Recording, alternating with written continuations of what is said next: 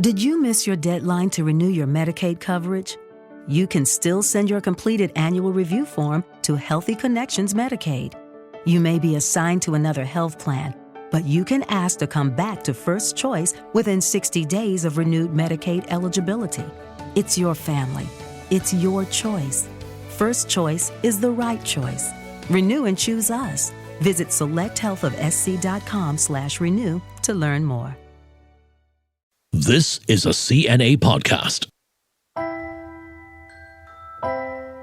Welcome to the Climate Conversations. I'm your host, Julie Yoo. Now, today, we are taking on a topic that might make some of you a little uncomfortable: death. But do stick with me here because we are going to explore how we can make our final footprint on the planet a little greener. When my time comes, I want my funeral to be a celebration of my life, but also a way to minimize my impact on the environment. Are you curious about how you can do the same? Well, I have the right person joining me today who knows a thing or two about death care practices and sustainability. His name is Ang Ziqian, the managing director of Ang Chin Moh Funeral Directors, one of the oldest and largest funeral companies in Singapore. Ziqian, thank you for joining me on the Climate Conversations. Thank you for having me here. I understand that this is a family business with a long history that was started by your great-grandfather, and you officially started as director almost 20 years ago. You must have witnessed or received different kinds of special requests from families. Were there any particular end-of-life ceremonies that you found just powerfully poignant or memorable one way or the other? There are many. In my first 10 years, I actually served more than 3,000 families. So, families, they come from all walks of life. I have served family who has multiple spouses, served families who have quarrel over religion, which is very common, especially in Singapore. We also have served with, families who want for green conservation efforts as well. We have done funerals, example, when a person likes golf so much, then we decorate the entire place, just like a country club. So there's SICC table, that's a Sentosa table, that's another country club table. So that's interesting. And this is how he wants his loved ones, his golf khakis to remember him. So we try to fulfill all wishes as much as we can within the legal boundaries. Yeah, every funeral is unique and special in its own way. Trend-wise, have much changed or evolved in how funerals are carried out in Singapore over the years? I think trends-wise, it has changed a lot. I entered the profession in 1995. It was very traditional. You have more burials. Today, you have about 82% cremation. Back then, in the 1980s and 90s, the numbers for cremation is very, very low. Singaporeans do their funeral predominantly based on two factors. One is how the regulations shapes behavior, and second is acceptance by people as well. So, for instance, burials used to be on perpetual freehold lands, and in the year 1998, the government agencies changed the land policy of 15 years to optimize land policy, and that shapes the behavior between burial versus cremation. Okay, so please walk us through the process from when you receive the body from the family to the actual funeral or the ceremony. When we receive the first call, and through the first call, we'll get some basic information, where the deceased has passed on, what's the preliminary cause of death, and we will go over to the place of death to transport the beloved to our care center, and this is where the family will have funeral arrangements together with us, and from there we will understand the preferences of the families, what are the last wishes of the deceased person, which we call beloved. One can choose to have embalming and one can choose not to have embalming. Once embalming is performed, it allows the family to view from the first day to the last day, which typically in Singapore, funeral weeks are conducted on average on 5 days. Is it an intricate process to embalm? It is definitely an intricate process because embalming is art and science. So it requires qualified embalmers, good quality embalming chemicals, and also dependent on the cause of death, and we would just make sure that the deceased appear good in the next few days to allow the family members to grieve. So there are multiple ways to return to the earth, but just how much impact they have on the environment is the question here. So let's go through some of the methods. Maybe you can walk us through maybe the benefits, the drawbacks, what goes into the process. Let's start with the cremation. You did mention it's the most common method in Singapore. Surely it takes up little space, but the environmental impact? In Singapore, we have a very interesting situation as compared to other countries. we are relatively small in size, cremation does emit a lot of carbon emissions. But it is also the same for other forms. It's just whether is it directly or indirectly. How does it differ? There are many different methods, but of course the most natural way is to do burial. But burial in what forms? Burial in the way that Singapore dictates, or burial in the most natural form, as in, go into the forest, just bury it, just wearing biodegradable clothing and without any graveyards. So for instance, there is a lot of buzz over this green word called aquamation.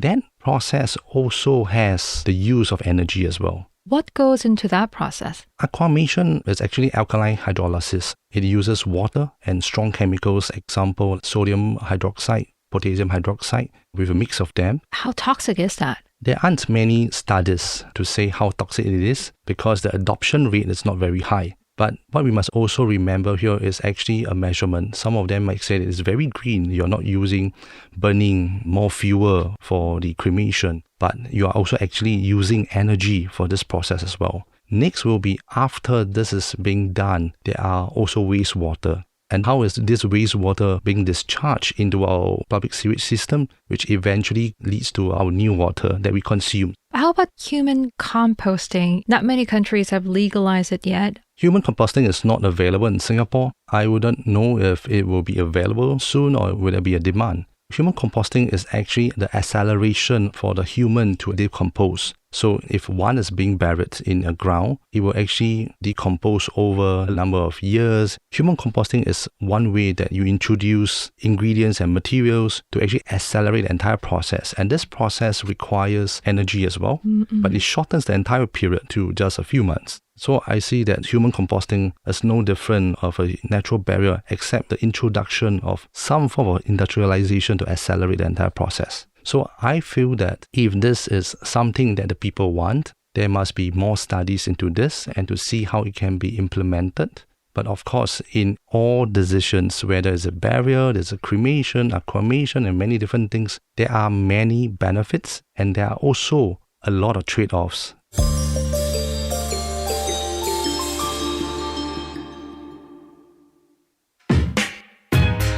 Are you looking for ways to make your money work harder?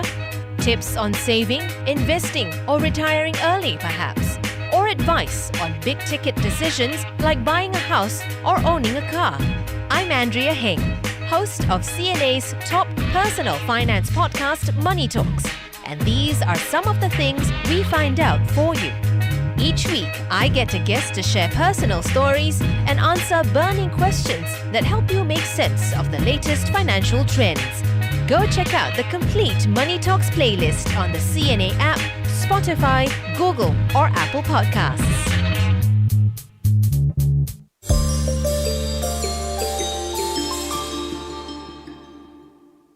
So, we just touched on a new spin on resting in peace, but there really is no standard industry definition of green or eco-funeral, right? What are some of the practices that you think that we could change or implement? So, for instance, slightly more than 10 years ago, we actually brought in what we call the bio-degradable seashell urns. And this biodegradable seashell urns allow the family members to place the cremated remains into the biodegradable seashell urn, lower down to the sea surface. It floats about 20 to 45 minutes before it sinks down to the bottom of the seabed and it will slowly disintegrate. So that's a very beautiful way. And the reason I brought this in more than 10 years ago was because of two reasons. One is that I really dislike the idea of sinking porcelain urns, marble urns, granite urns into the sea. And I felt that it actually affects the marine biodiversity and the environment as well. So that's a no-no to me. So I went high and low search for these solutions. The second is actually how beautiful it is for the family members to hold their hands together, bid farewell. It helps the grieving journey of the families. And that's the last moment they remember, as opposed to, you take an urn and that's it. So today, this biodegradable seashell urn is a common sight for families who choose sea burial. Oh, wow, that's very beautiful. Any other ideas or for options out there that you think is eco-friendly? Many years ago, we also brought in what we call the willow caskets. Willow caskets are natural materials and which we actually weave it because it's flexible. is able to weave it into a shape of a casket. Today, there are more people asking for this option. Of course, not as many as the traditional options, but there are more family members who choose this option. I noticed that in the US, the green trend seems to be picking up, especially among young, the youth. But would you say you see much of that here in Asia?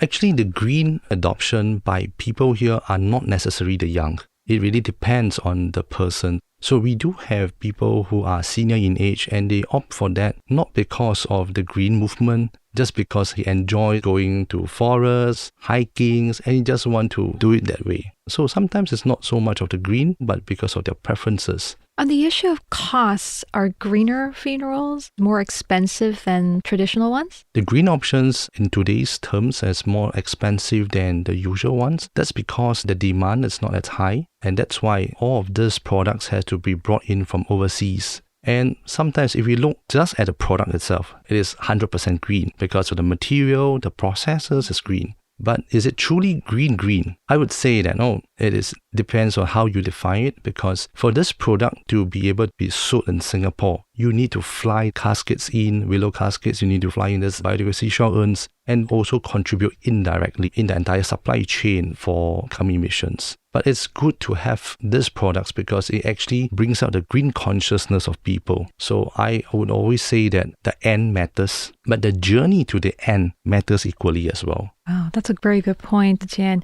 And in the future, do you think we would see more of these eco alternatives becoming more popular or commonplace? I think it goes back to demand and supply. Funeral directors generally provides what the family wants. When there is higher demand, naturally, there will also be more products available at the same time. And green products have to evolve. It has to have a greater adoption. It has to evolve in terms of its technology and also how it's being done. So I'm sure a lot of people are wondering, religious or non-religious, plain or fancy, how can we pick what's right for us? I would say that pick something that represents your life. I think that's important, and how you want to be remembered. There's no right and wrong when it comes to funerals. No two funerals are the same. No two Christian funerals are the same, because we all have different personalities. And how we want to be remembered, I think it's important to convey these wishes to the people that you love and not just keep to yourself, because you need someone to execute on your behalf. Because when you leave this world, I'm sure that everyone wants their loved ones to have a meaningful life after our departure. What would you say is the biggest misconception that people have about, funeral industry? And what's the one thing that you would like to change? There are many things that I want to change. I would like to change how our cemeteries are today in Singapore. Because to me, these are not cemeteries, these are graveyards. I've been to more than 20 countries to visit all different cemeteries, and we can have something like a memorial park as opposed to a cemetery. A cemetery, a columbarium, actually is a physical location that brings families together. Death is a physical end to a body, but it's definitely not an end to our relationships. I think having a dignified place for people to come helps to bind society together. Next thing, if I can change, is that I hope that funeral parlors can be part of a community and not be located in industrial parks. They have a lot of noise, they have a lot of dust. It's not very dignified to have a funeral to be conducted. And unfortunately, that's the reality in Singapore. But I have confidence that policymakers will have wisdom to go into that direction. I look forward to that soon. I hope before I die. Thank you so much for your insight and your candid answers. Now remember, choosing a green funeral is a personal choice that aligns with your values and beliefs. While it may not have a significant impact on climate change, it's still a step towards sustainability, especially if more of us are conscious of the options available. We hope you enjoyed this episode. But do remember to subscribe and like this podcast so you know when a new episode drops. You can find CNA's climate and sustainability coverage online at cna.asia. The team behind this podcast is Joanne Chen, Cyan Win, Jacqueline Chen, and Crispina Robert. And I'm Julie Yoo, signing off.